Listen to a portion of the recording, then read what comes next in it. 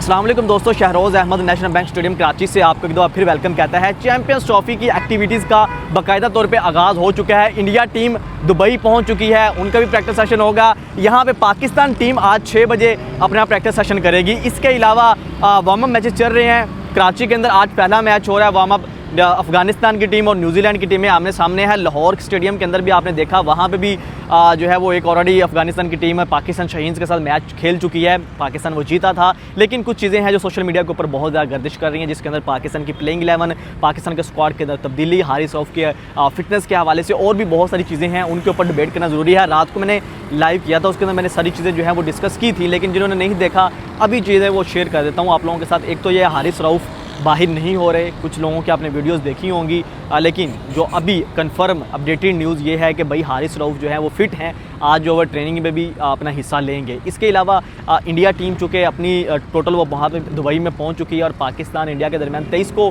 मुकाबला खेला जाएगा, जो कि महा मुकाबला, सबसे बड़ा मुकाबला है। वो कौन जीतेगा वो तो आप लोग कमेंट सेक्शन में ज़रूर बताएंगे। लेकिन आज के हवाले से जो अपडेट्स हैं, एक तो ये पाकिस्तान की प्लेइंग 11 वही खेलेगी जो पहली थी, एक तब्दीली होगी, यानी उसके अंदर आपको जो फ़हीम अशरफ है, जिनके ऊपर बहुत ज़्यादा तनकीद हो रही है, उनकी सिलेक्शन के ऊपर भी तनकीद हो रही है और जो उनकी परफॉर्मेंस है उनके ऊपर भी तनकीद हो रही है। परफॉर्मेंस के ऊपर तो उनको ऑलरेडी आपको पता है कि खुशदिल शाह भी क्रिटिसिज्म उन पर भी हो रहा है, फ़हीम अशरफ के ऊपर भी हो रहा है। लेकिन सबसे इंपॉर्टेंट जो चीज़ ये है कि जो ये जिस तरीके से स्क्वाड के अंदर आए, जिस तरीके से ये प्लेइंग 11 का हिस्सा बने, उसके ऊपर सबसे ज़्यादा जो है वो उनको लताड़ा जा रहा है। अदरवाइज़ बाकी प्लेयरों की परफॉर्मेंस भी आपने देखी होगी, लेकिन चूँकि ये एक out of the nowhere पता नहीं कहाँ से आ गए हैं, तो इस वजह से इनके ऊपर तनकीद जो है वो थोड़ी सी ज़्यादा हो रही है। लेकिन इसके पीछे रीज़न क्या थी वो आकिब जवेद ने आपको प्रेस कॉन्फ्रेंस के अंदर बताया था। जब उनसे बात हो रही थी तो उनसे क्वेश्चन भी हुए पाकिस्तान की प्लेइंग 11 के हवाले से भी, तो उन्होंने कहा कि भाई आप एक ग्राउंड के अंदर नहीं खेल रहे होते, आपने डिफरेंट वेन्यूज़ के ऊपर खेलना होता है,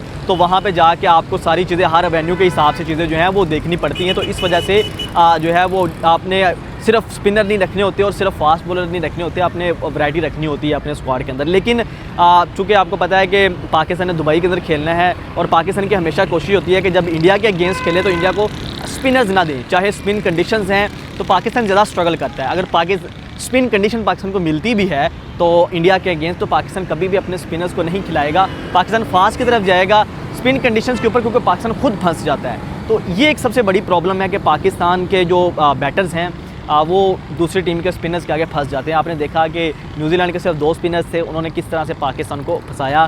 ब्रेसवेल नहीं खेले गए पाकिस्तान से, मिचेल सेंटर नहीं खेले गए, और ये पाकिस्तान के लिए बहुत बड़ी एक प्रॉब्लम है जो कि इंडिया के अगेंस्ट मैच में भी हो सकती है। इंडिया ने 5 स्पिनर्स तो डाले, लेकिन पाकिस्तान जो है वो फ़हीम अशरफ को इसलिए स्क्वाड का हिस्सा बनाया कि वहाँ पर वो एक ऑलराउंडर की कहने ज़रूरत होती है, चूँकि तो फ़हीम अशरफ जो है वो आपको उस, क्योंकि जिस दिन जब पाकिस्तान के अंदर मैचेस होंगे तो फिर खुशदिल शाह को प्रायोरिटी दी जाएगी, लेकिन जब इंडिया के अगेंस्ट मैच होगा दुबई के अंदर तो वहाँ पे पाकिस्तान फ़हीम अशरफ को स्क्वाड के अंदर डालेगा। हालांकि फ़हीम अशरफ की जगह पे आमिर जमाल या वसीम जूनियर या आप कोई और फास्ट बॉलर आकिब जवेद डाल सकते हैं, लेकिन अभी चूँकि ये सिलेक्ट हो चुके हैं, अभी स्क्वाड के अंदर कोई तब्दीली नहीं हो सकती। तो करंटली पाकिस्तान का जो स्क्वाड है यही स्क्वाड होगा चैंपियंस ट्रॉफी के अंदर, कोई तब्दीली नहीं होगी। 12 डेट थी लास्ट जो स्क्वाड के अंदर तब्दीली करने की, वो अब ख़त्म हो चुकी है। अब अगर कोई भी तब्दीली होती है तो वो पता है किस बेस पे होगी, वो जो है वो अगर किसी को रियल में इंजरी होती है, फिर आईसीसी की मेडिकल जो टीम है उनके पास वो रिक्वेस्ट जाती है, वो असेस करते हैं, उसके बाद वाकई ही अगर इंजरी हो तो फिर उसकी रिप्लेसमेंट आती है। ऐसे नहीं कह सकते आप किसी भी प्लेयर को कह दें कि भाई फ़हीम अशरफ चल नहीं रहा, फ़हीम अशरफ की परफॉर्मेंस अच्छी नहीं आ रही, तो कह दे कि भाई ये इंजरी है तो हमने कोई और प्लेयर लेना है। तो ऐसे नहीं हो सकता कि फ़हीम अशरफ, आप नो डाउट वो जिस तरीके से है वो गलत है, लेकिन करंटली आपके स्क्वाड का हिस्सा है, तो अगर आप उसको परफॉर्मेंस के बिना पे उसको इंजरी करके बाहर नहीं कर सकते, ठीक है। ये आईसीसी के प्रोटोकॉल्स हैं, उनको फॉलो करना होता है। तो अब जो आपके पास स्क्वाड है यही खेलेगा। प्लेइंग 11 के अंदर जो है वो एक आधी तब्दीली जो है वो आपको ऑन द स्पॉट आप करेंगे, जिसके अंदर आपको पता है कि फ़हीम अशरफ जो है वो अब नहीं खेलेंगे, हारिस रऊफ बिल्कुल फिट हैं, वो जो है वो स्क्वाड का हिस्सा बनेंगे। तो ये 2-3 चीज़ें थी जिसके अंदर एक स्क्वाड के हवाले से जो खबरें चल रही थी वो गलत हैं, और प्लेइंग 11 के हवाले से कह रहे हैं जी साउथ शकील जो है वो ओपन आ सकते हैं, बाबर आजम को 1 डाउन खिलाया जाएगा, लेकिन कामरान गुलाम जो है वो वापसी आएंगे न्यूजीलैंड के अगेंस्ट मैच के अंदर। और पाकिस्तान जो करंटली आपका जो स्क्वाड है इसके अंदर फ़खर और बाबर ही ओपन करेंगे।